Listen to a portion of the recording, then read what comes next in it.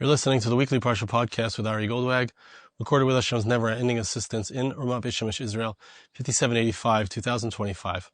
This week's Parsha is Parsha's Bimidbar, and we also have Shavuos coming up on Sunday night. And I had this question, which we've talked about, I'm sure, many times before, but it's always worth examining, looking at, perhaps seeing in a different light. And as we come into Shavuos, so we all know that we've been counting, and there's mention in the Medrash of these numbers. We counted 7 weeks, 7 times 7. 7 times 7, you all know, is 49. And the 50th day is the day of Shavuos. It's the day that we receive the Torah. It's the day that we celebrate this Yontif. And the question that I always like to ask is, what happened to the 50th day? Why don't we count the 50th day? It says, Usfartim lachem chamishim yom. We're supposed to count 50 days. Sheva Shabbos Tamimois, 7 whole weeks. But we count till the number 49, and then we stop. We don't count the 50th day. We don't say, Hayom chamishim yom she'im Shiva Shavuos v'yom echad la'omer. We don't say that. We just count 7 weeks, exactly 49 days. Even though the Torah says to count 50 days. And the Torah itself seems to be a contradiction because it says count 7 weeks, 7 whole weeks. And also says count 50 days. So what is the concept of the number that's not counted? I call it the missing 50. And I'd like to talk about the concept of a missing number. And we see a missing number already in our Parsha. Where do we see a missing number? When Am Yisrael is commanded to count, to be counted, Moshe Rabbeinu counts Am Yisrael with the chatzi shekels, the half shekels. So the Torah tells us that who is counted? All of the tribes are counted except for the tribe of Levi. The Levites are not counted in the general counting of the Jewish people. Why should that be? Or what's the concept here? Why are they not counted? There's a separate counting for them. We also find that when Am Yisrael is given Eretz Yisrael, the land of Israel, so the Levites do not have their own portion within Israel. They have their own cities, but they don't have a portion which is for their tribe. Pasuk says, Hashem hu nachlasam. God is their portion. What is the idea when someone is not counted? The Levites are not counted. And we'll see that there's a place where there's almost a reversal of this, where there's a counting of somebody that shouldn't be counted. And that's something unique to the Levites. We'll see that together soon in the Medrash. But I'd like to just offer that question, lay it down. What is the idea of a number that can't be counted? And the reverse of it, when do we count something that shouldn't be counted? And I'd like to bring it to, if we have time, I hope we will, I'd like to bring it to Ruth. Ruth was the great-grandmother of Dovid HaMelech, King David, and in English known as Ruth. And she was a Moabite princess, and she became part of the Jewish people. She followed after Naomi. She married Boaz, the great-grandfather of David, and together they started the Davidic line. And there's something special about Ruth. There's something unique about her that we'll see together brings her to a unique relationship with Hashem. And there's an application of the concept of the number which is not counted within the specialness, the uniqueness of Ruth, who she was. So that's the basic sum up, the synopsis of what I want to talk about. It's Parshas Bimidbar. We're going into Shavuos, so I'd like to talk about both. Now the Medrash tells us like this. When it came to the Jewish people themselves, who was counted in the counting? The counting was from age 20 to 60. That was the ages that were counted. When we wanted to know, when we say there were 600,000 Jewish people at that time, only the males were counted, the men, which means that there's another comparable 600,000 women. The children, the older people were not counted. We need to understand, what is the concept of counting? Why are we counting? Bimidbar in English is referred to as the book of numbers, the countings. Why are there things that are not counted? What is represented by that which is not counted? Why are the Levites not counted? But now, when it comes to the separate counting of the Leviim, something unique happens, a reversal happens. And that is that instead of being counted only from the age of 20 to 60, the Leviim are counted already from the very youngest Levite, a newborn baby, only 1 month old. That's enough to be counted. A 1 month old baby, even though with the Levites, really, they don't start to become, when it comes to the Jewish people, 20, the age of 20 is someone who can serve in the army. But when it comes to the Levites, they don't begin their service in the Mishkan until the age of 30. But we still count them.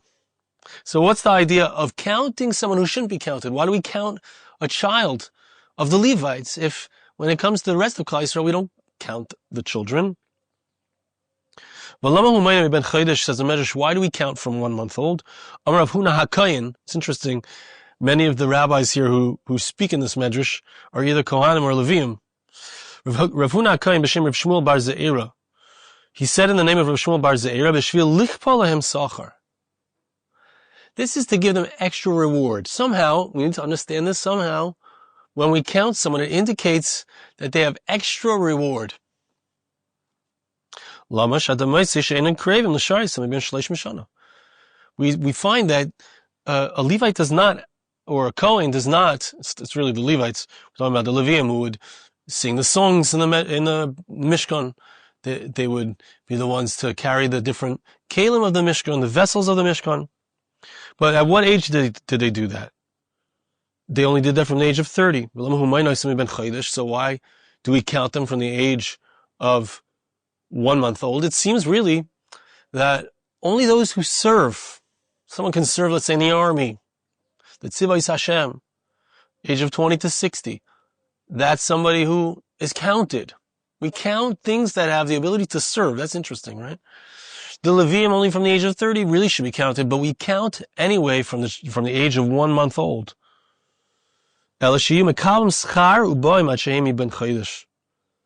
measure says something which needs explanation, but they're going to get reward, even though they're not yet serving. And when you serve, of course you get reward. We have to know what this reward is talking about. But somehow, for some reason, and we're going to see very shortly why, they get rewarded. There's significance to them before they're actually serving, before they're actually doing something on behalf of Am Yisrael in our relationship with Hashem. All the way back from 1 month old, there's a preparation maybe. There's something's going on that deserves a reward, even though they're not yet serving. Amar Rav Huna HaKohen, Amar Rav Shmuel bar Ze'era. Another statement by Rav Huna, the priest. He says like this, Ad Moisei Kasav B'Shmuel. We find another instance where someone gets credit for having served Am Yisrael his whole life, even though he only served for a short period of his life. Who's that? Kasav B'Shmuel. Vayishpait Shmuel es Yisrael kol yimei chayav. The pasuk tells us that Shmuel HaNavi, Samuel the prophet, served the Jewish people. It's a pasuk in Shmuel Aleph, Parak Zayin pasuk Tesvav. He served us all of his life. Is that true? He served Am Yisrael for his entire life. How long did he live? He was 52 years old. 2 years of his life, he was suckling. He was a baby. It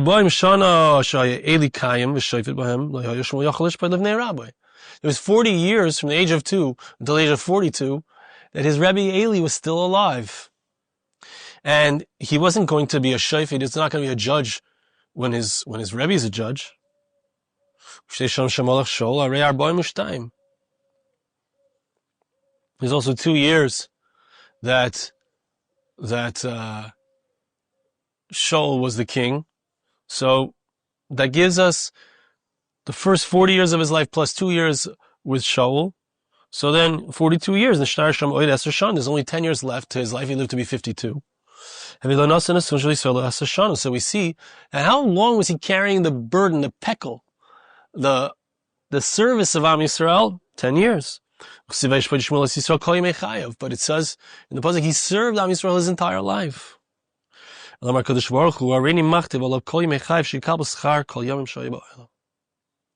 Hashem says, I call it. When the pasuk says he served Am Yisrael his entire life, it's saying, even though he only served Am Yisrael for 10 years, I consider it like he served Am Yisrael for his entire 52 years of his life. So too, when it comes to the Levites, They're counted from the age of 1 month old.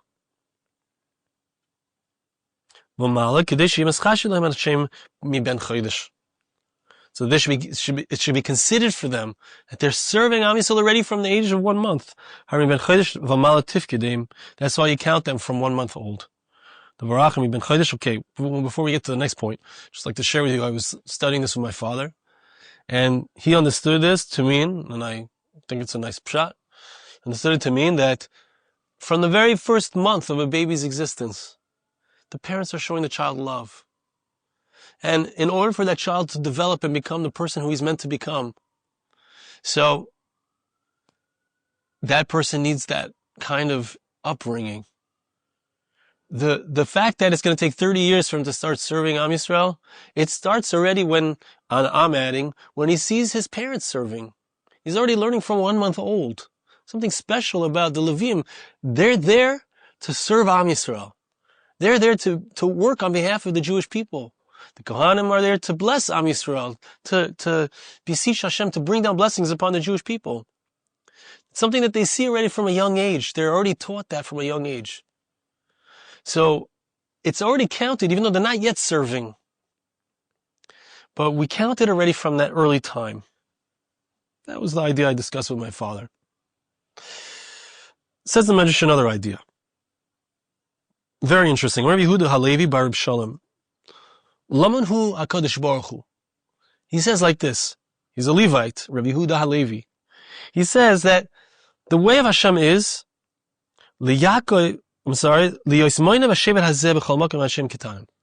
Hashem always counts. It wasn't the only place that we find that Hashem counts them when they're small in Parshas Bimidbar.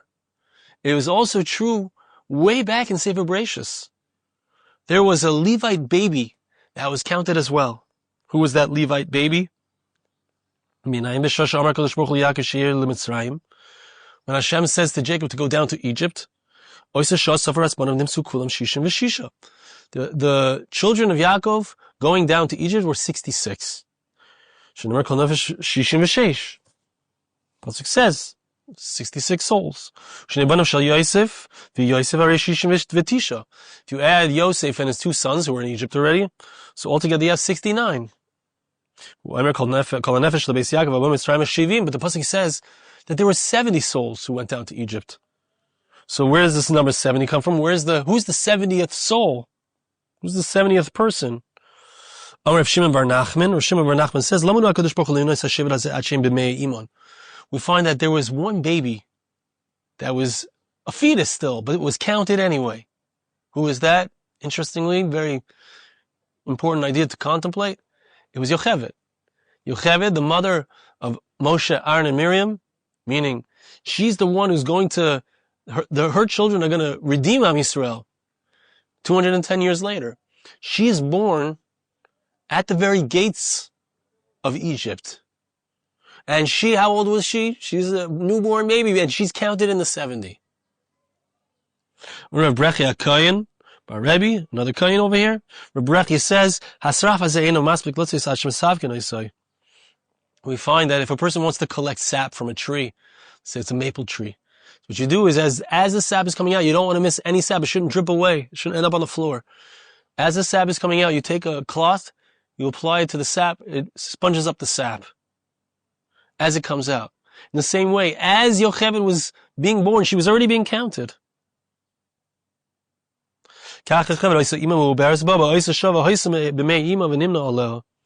She's counted even though she was inside of the mother, or she was about to be born. As she's being born, she's counted in the 70. It's worth contemplating. I'm not going to get into it, but the very fact that the Geula, the redemption, the future redemption, which would take place 210 years later, the seed of that redemption was already there at the very entrance into exile. Similar idea with Rabbi Akiva and his friends. He sees a fox coming out of the area of the Kodesh HaKadosh, and the Holy of Holies, the temple was destroyed. They're crying, he's laughing. But he sees in the exile, he sees the redemption, he sees the Pasuk, he saw what's happening now, that there are children playing in the streets, elderly people walking along with their canes. Amar of Shimon ben Lakish, Ashima neches the Pesach Mitzrayim Yolda Isa. Shimon ben Lakish says she wasn't just a fetus, But as they came through the gates, she was born. She's the 70th. So there's a child who's counted, even though it's a child. Hashem says her great-great-grandchildren also, she's from Levi, she's from this tribe, they're counted as their babies. That means that you already see the potential there long before it comes to fruition, long before it's actualized.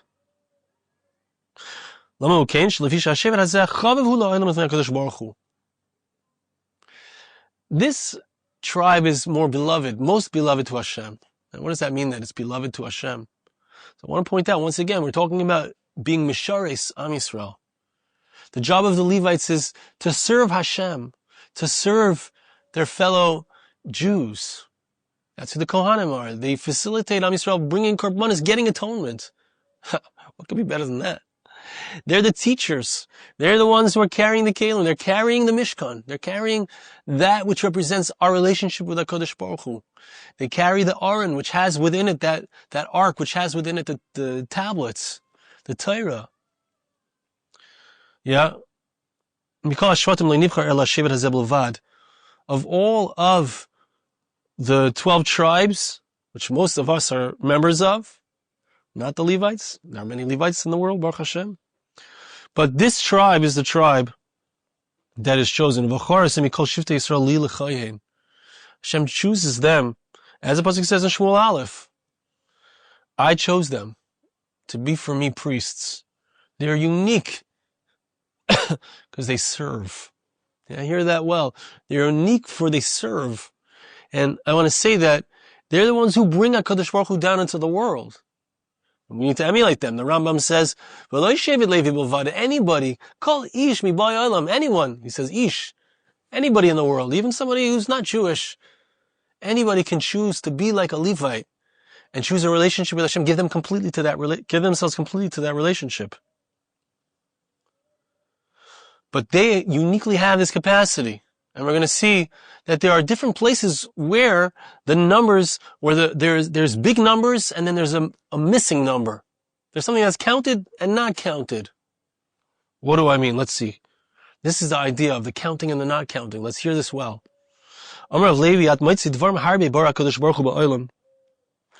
We find, just like when Hashem created Klal Yisrael, He chose the tribe of Levi. And of course, we can each choose to be part of that tribe, so to speak, if we choose to be tzaddikim, to be righteous, to be Yirei Hashem. But Hashem chose Am Yisrael, but within that He chose the Levites. There are many places where Hashem had a larger pool, so to speak, and He chose from that pool a particular thing. Bar Shiva Yomim, Hashem created 7 days of the week. But Shabbos is special. It's chosen. It's different. It's not counted. Is Shabbos part of the week? It's not counted and it's counted. It's the place that we see as you stop working, right? We don't, 6 days you count the days and you work. And on 7th day you don't work. It's not a day that counts. It's a day that doesn't count. But Shabbos is the Makor HaBracha. Because you're stopping there, the blessings go out to either direction. It's the day when we reconnect to HaKadosh Baruch Hu. This number that's not counted is something that's part of, but not part of. It's the place of connecting to Hashem, bringing that down into this world. There's a concept of blessings there. God blessed the 7th day and He sanctified it. Baruch Hashem created a series of years, 7-year cycles in Israel. And He chose one of those years. He picked the 7th year, the Shemitah year, is special. It's a year where we stop planting.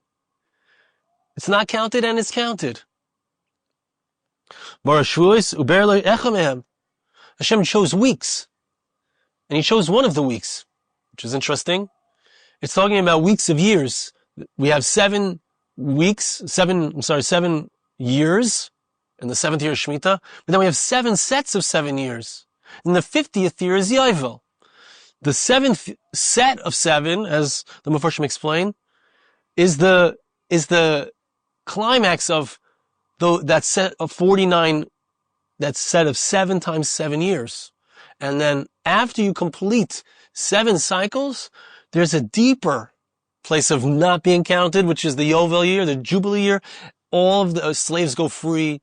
All the land returns back to its owners. There's a full connection, a return to the way things really are supposed to be in the number 50, in the 50th year in the Yovel. It's the ultimate Shabbos. It's the ultimate number that's not counted, that's counted. That's counted but not counted. Hashem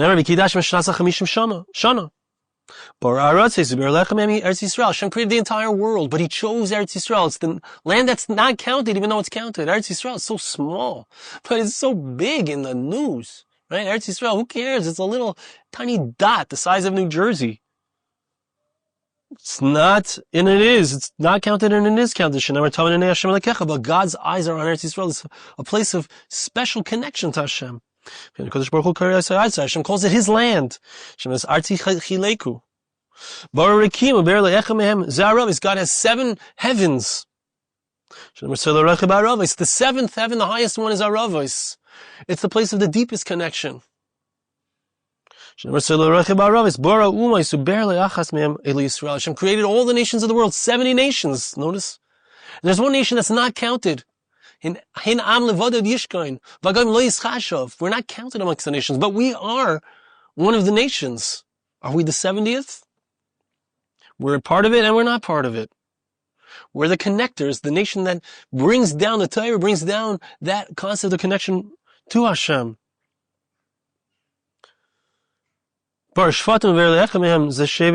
Levi, Hashem chose us to be that chosen nation, and within us He chose the Levites to be the even deeper chosen. So that's why Hashem counts them even though they're not yet counted. He counts the Levites' babies even though they're not yet counted. There's a deeper aspect of counting that we don't count. They're not counted and we do count them. The day of Shavuos is the day that we receive the Torah. It's the deepest day of the entire year.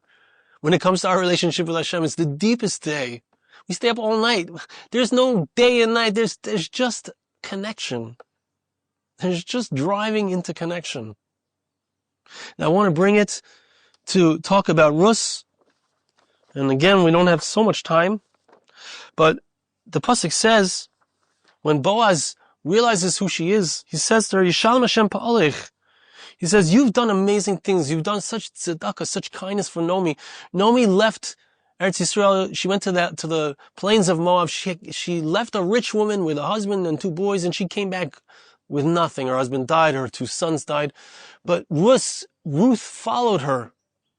She saw something special in Naomi. She saw her Yiddishkeit, her connection to Hashem, and she wanted that too. Amecha ami, your nation is my nation, she said. Your people are my people. Your God is my God. That's what she said. And Boaz saw in Ruth that she gave up everything. She was a Moabite princess. She was the top of the world there.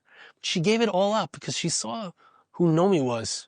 She saw who Am Yisrael was, and she wanted to be part of that. And that's how she became the great-grandmother of Dovid HaMelech, King David. And Boaz says to her, you've done such an incredible thing. Yishalim Hashem pa'alech, Hashem will pay you for your actions. Usihi maskurtech shlema me'im Hashem. You're going to have the most perfect reward from Hashem because of it. The Medrash says that what was she paid with? What was the perfect reward? Shlema means perfect. Shlomo, King Solomon, who built the Beis Hamikdash, which is that place. It's the place of connection, the place where there's space and there's no space, where there's time and there's no time, where the center of the Beis Hamikdash is the Torah, inside of that box, inside of the ark, inside of the Teva, inside of the Aron HaBris. It's the place of, and it takes up no space, even though it takes up space. It's that aspect of the missing 50. Ruth gets that. Why? Because she gives up who she is. She throws away everything. She throws away her ego. Can you imagine a beautiful princess, top of the world, gives it up to become part of Am Yisrael? It's impossible. She gets a great-great-grandson named Shlomo. Now the Medrash says something amazing, and with this we're going to finish. We find, the pasuk says, Asher bas lachas es tachas kenofav. Why? Boaz says to her, what was it that you saw? What was it that you did? You came under the wings of Hashem. You came under the wings of God. What does it mean you came under the wings of God? The Medrash enumerates a whole bunch of different things that have wings. The earth has wings. The sun has wings. It brings psukim, shemesh tzedakah marpe b'chnofer. The angels have wings. We all know that. Brings a few psukim. The chayos, the kruvim, the seraphim. But the Medrash says something very interesting when it wants to say, what does it mean to come under Hashem's wings? Now listen to this, because this is really the core of what it means to get to that 50. To get to what the Levites had. To reach that place of service. Listen to this. What was special about Ruth? She was righteous. She did, what is a tzaddik? It means that they do tzedakah, they do kindness and righteousness and charity. It means that they give something that's not deserved. When a poor person knocks on your door and says, please, I don't have any money. Hey, get a job, right? No, we don't say that. We say, how can I help you? And you give him a drink, give him a smile, you give him a hug, you give him $1, $100, whatever he needs. Listen to this. How great is the power of charity? And those who do kindness for others. And kindness you can do with anybody, even a rich person, right? The Gemara in Sukkah says. Ruth was doing kindness and tzedakah, charity with her mother-in-law, Nomi, who she's not even related to anymore. Her husband's dead. Somebody who does tzedakah, charity, chesed, kindness, and I add the Leviim who were mishares. All they cared about their entire life was about serving Am Yisrael, serving Hashem. They don't nestle in the shade of the sun. It's not in the wings of the earth. Not in any of the angels. When I do tzedakah, charity, when I do kindness, chesed, when I am mishares, that's how I get in. When I learn the Torah, which is really lilmoid vilasais, I need to learn to teach and to do. I get rid of myself. I get rid of myself, just like Ruth. She got rid of herself. The number 50, I'm counting. 1 day, 2 days, 7 days, full week. I'm counting. Counting is the 6 days is the counting. But the 7th day, we don't count, even though it's counted. That means that I'm working. On Shabbos, I'm like, it's not me, it's all Hashem. All the nations of the world, they're all counted, but Am Yisrael is not counted. Because Am Yisrael says it's not me, it's Hashem. If I'm successful, it's not me, it's Hashem. How do I get into that headspace? How do I get there? When I do kindness to somebody else, it means I recognize, I worked, so you should also get a job? No, it's not me, it's Hashem. How can I share this with you? Oh, my time is precious. Can I do a chesed? Can I take some time to help somebody else out? It's not me, it's Hashem. Ruth says, it's not me. I have everything. It's Hashem. I just want a relationship with God. I want to follow you, Nomi. I want to be part of your nation, because that's who you are. That's who Am Yisrael is. And who is her great-grandson? Her great-grandson is Dovid HaMelech, King David. Who is he? As Chazal say, Les Levi Garmei Klum. He has nothing of his own. All he is a servant leader. He's just like the moon. He has no light of his own. He's just reflecting Hashem's light. And that's who Moshiach is. Ruth is the great-grandmother of Moshiach, which means that she completely gave everything away for Hashem, to do kindness for Nomi, and to do tzedakah, for charity. And Boaz sees that, tzaddik sees that, and recognizes that. And she's the one who's the great-great-grandmother of Moshiach, who is going to bring that power to the world. And we can have that power now. And that's the number 50, which is not counted, even though it's counted. It's the Torah. It's what the Torah teaches us. As Hillel said, what's the entire Torah? Basically, V'ahavta l'reacha kamocha. I want to bless you and ask you to bless me. Hashem should help us. That we should be able to incorporate this idea into our lives, to learn the Torah, to teach the Torah, to share the Torah, to share what we have with others, to be on the giving side and become a conduit for Hashem into other people's lives. And then we'll see that He's coming in so much more into our lives. Thank you so much for listening. Have a wonderful Shabbos. This podcast was made possible through the gracious donations of listeners like you. For more podcasts like this, please visit www.arigoldwag.com or search on iTunes Ari Goldwag.